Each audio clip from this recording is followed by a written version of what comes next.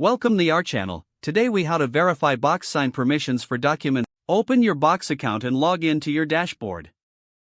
Navigate to the Box sign section from the main menu. Locate the document for which you want to verify permissions. Click on the document to open its details. In the Document Details panel, find the Settings tab. Select the Settings tab to view the related options.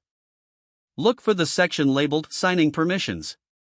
Here, you will see a list of users and their respective permissions. Review the permissions assigned to each user. To modify permissions, click on the user's name.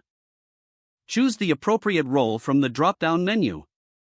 Options typically include signer, viewer, and editor. After making changes, ensure to save your updates. Return to the main Box Sign dashboard.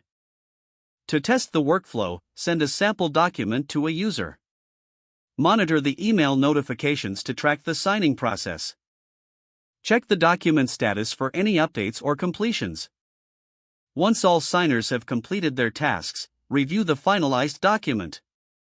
You have now successfully verified box sign permissions for your document signing workflows. If the page does not load, refresh the browser or try again in a private or incognito window. Make sure you are using the correct email address, then retype it carefully to avoid small typos. If your password is not accepted, use the reset option and create a new strong password you can remember. Check your spam folder for verification or security emails, then complete any requested confirmation steps. Enable two-factor authentication if available to improve account security and reduce unauthorized access risk. After signing in, review your profile details so your contact information and settings are accurate and current.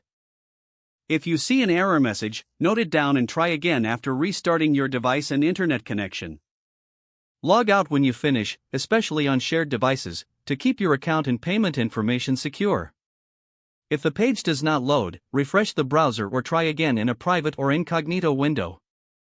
Make sure you are using the correct email address, then retype it carefully to avoid small typos. If your password is not accepted, use the reset option and create a new strong password you can remember. Don't forget to like this video and subscribe to our channel for more step-by-step tech guides.